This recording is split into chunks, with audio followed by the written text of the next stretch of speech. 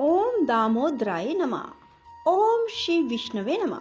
राधे राधे मेरे प्यारे भाइयों बहनों माताओं व बंधुओं, संस्कार की बातें चैनल में आपका स्वागत है। बंधुओं, मार्गशीर्ष महीना अर्थात अगहन महीना, इसमें मैं आपको सुनाने जा रही हूँ श्री गजेंद्र मोक्ष की कथा।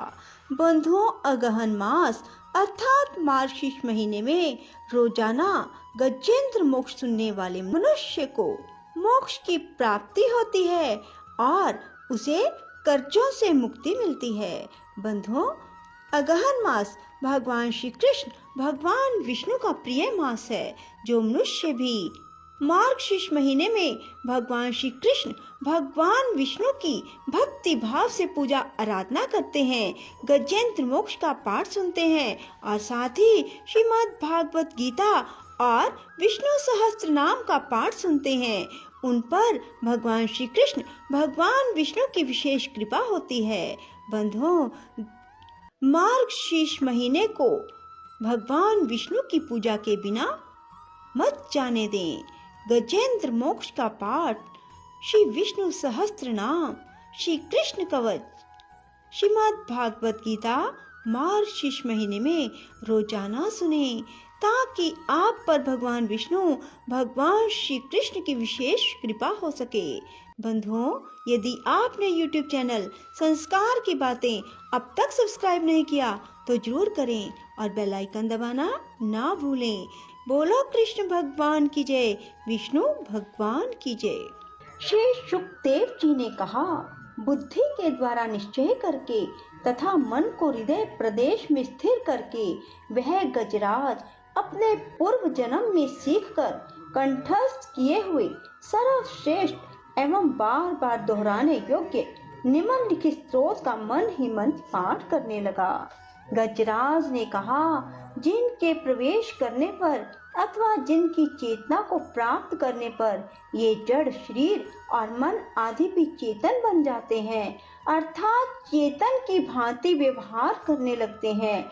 ओम शब्द के द्वारा लक्षित संपूर्ण शरीरों में प्रकृति एवं पुरुष रूप से प्रविष्ट हुए उन सर्वसमर्थ परमेश्वर को हम मन ही मन नमन करते हैं, जिसके आधार पर यह विश्व टिका है, जिनसे यह उत्पन्न है, जिन्होंने इसकी रचना की है, जो स्वयं ही इसके रूप में प्रकट हैं, फिर भी जो इस दृश्य जगत से एवं उसकी कारणभूता प्रकृति से सर्वथा परे एवं श्रेष्ठ हैं, उन अपने आप पैदा हुए अर्थात स्वयंभू बने हुए भगवान की मैं शरण लेता हूँ।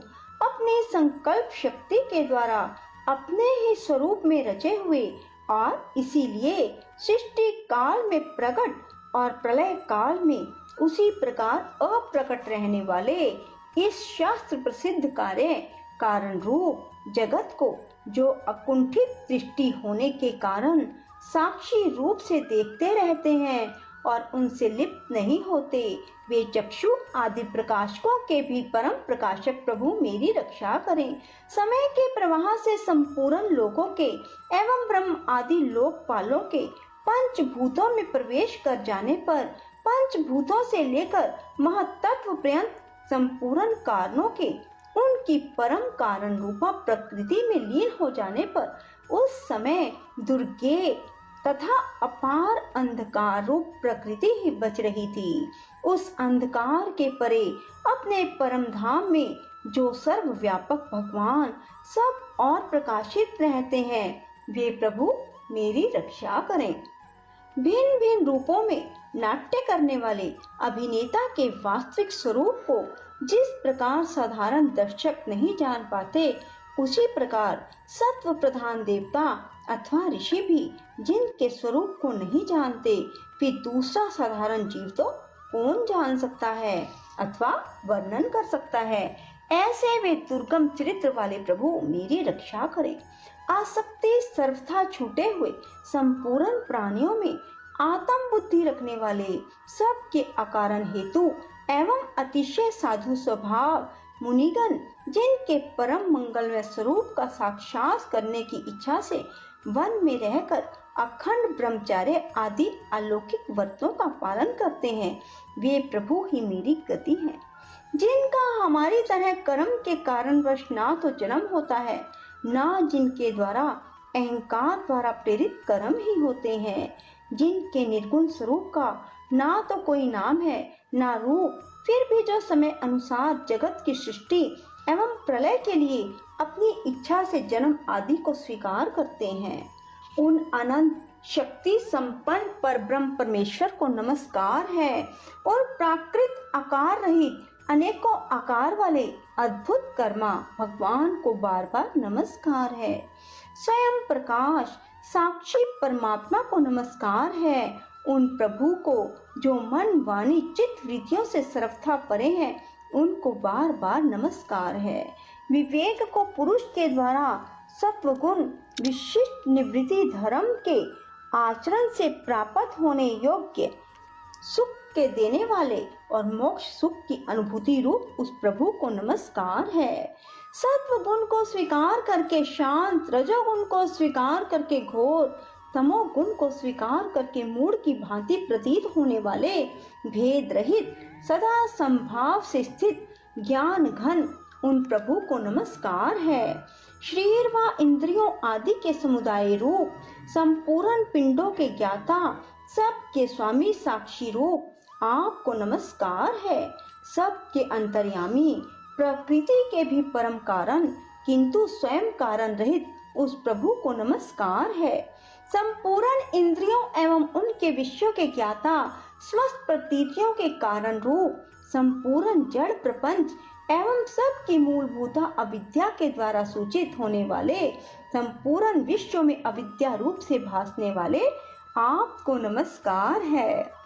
सबके कारण किंतु स्वयं कारण रहित, कारण होने पर भी परिणाम रहित होने के कारण अन्य कारणों से विलक्षण कारण आपको बारंबार नमस्कार है।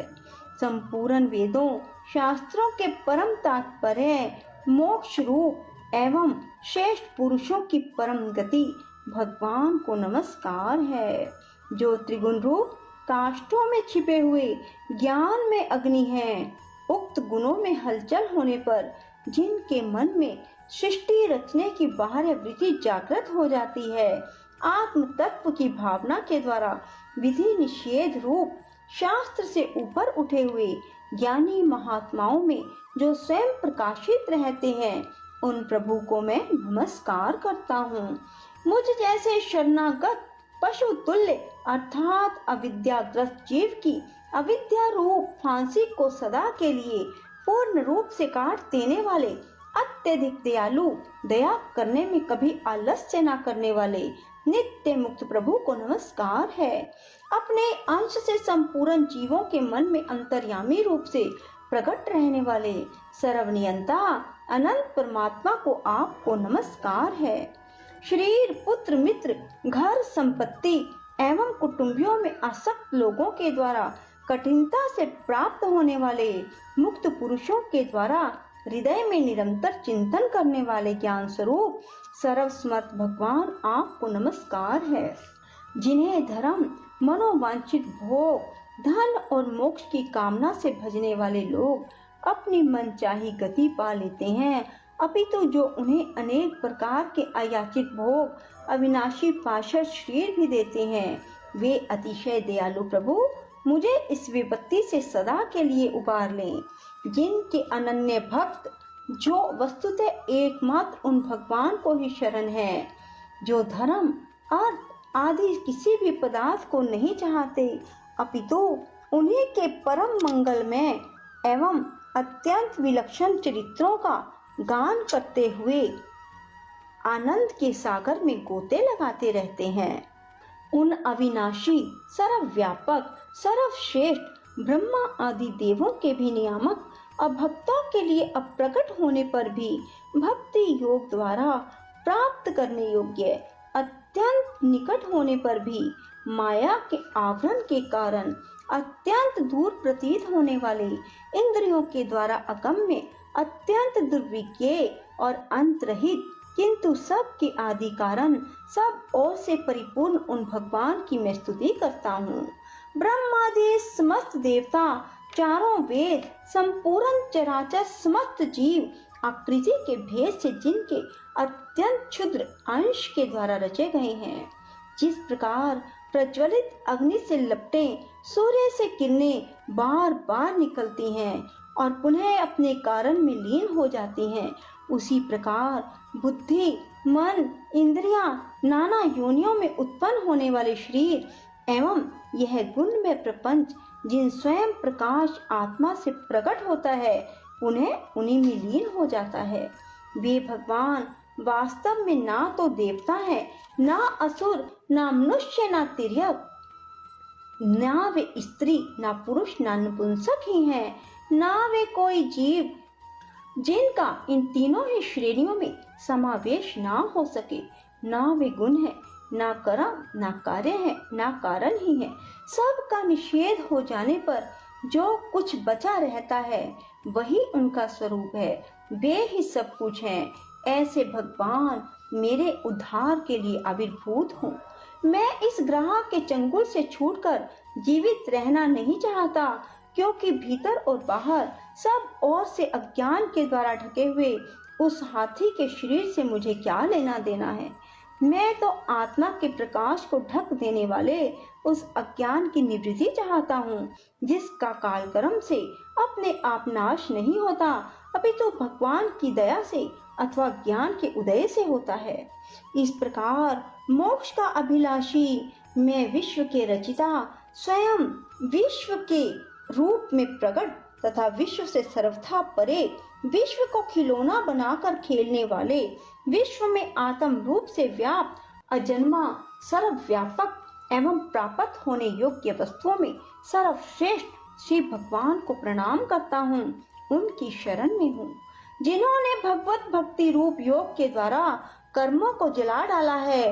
वे योगी लोग उसी योग के द्वारा शुद्ध किए हुए और अपने हृदय में जिन्हें प्रकट हुआ देखते हैं, उन योगेश्वर भगवान को नमस्कार करता हूँ। जिनकी त्रिगुण आत्मक शक्तियों का राग रूप वेग असह है, जो संपूर्ण इंद्रियों के विषय रूप में प्रतीत हो रहे हैं, जिनकी इंद्रियां विषयों में ही रची बची रहती हैं, ऐसे लोगों को जिनका मार्ग भी मिलना असंभव है, उन शरणागत रक्षक एवं अपार शक्तिशाली आपको बार बार नमस्कार है। जिनकी अविद्या नाम शक्ति के कार्य रूप अहंकार से ढके हुए अपने स्वरूप को यह जीव जान नहीं पाता, उन अपार महिमा वाले भगवान की मैं शरण में हूँ। श्री सुखदेव जी ने कहा, जिसने पूर्वोक्त प्रकार से भगवान के भेद रहित निराकार स्वरूप का वर्णन किया है, उस गजराज के समीप जब ब्रह्मा आदि कोई भी देवता नहीं आए, जो भिन्न भिन्न प्रकार के विशिष्ट विग्रहों को ही अपना स्वरूप मानते हैं, तब साक्षात श्री हरि, जो सबके आत्मा होने के कारण सर्वदेव स्वरूप हैं, प्रकट हो गए।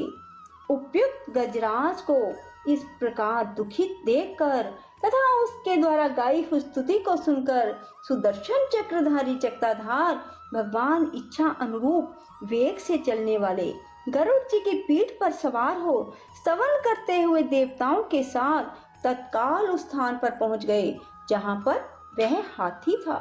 सरोवर के भीतर महाबली ग्राहक के द्वारा पकड़े जाने पर दुखी हुए उस हाथी ने आकाश में गरुड़ की पीठ पर चक्र को उठाए हुए भगवान श्री हरि को देखकर अपनी सूंड को, जिसमें उसने पूजा के लिए कमल का फूल ले रखा था, उसे ऊपर उठाया और बड़ी ही कठिनता से सर्व पूज्य भगवान नारायण आपको नमस्कार है, यह वाक्य कहा।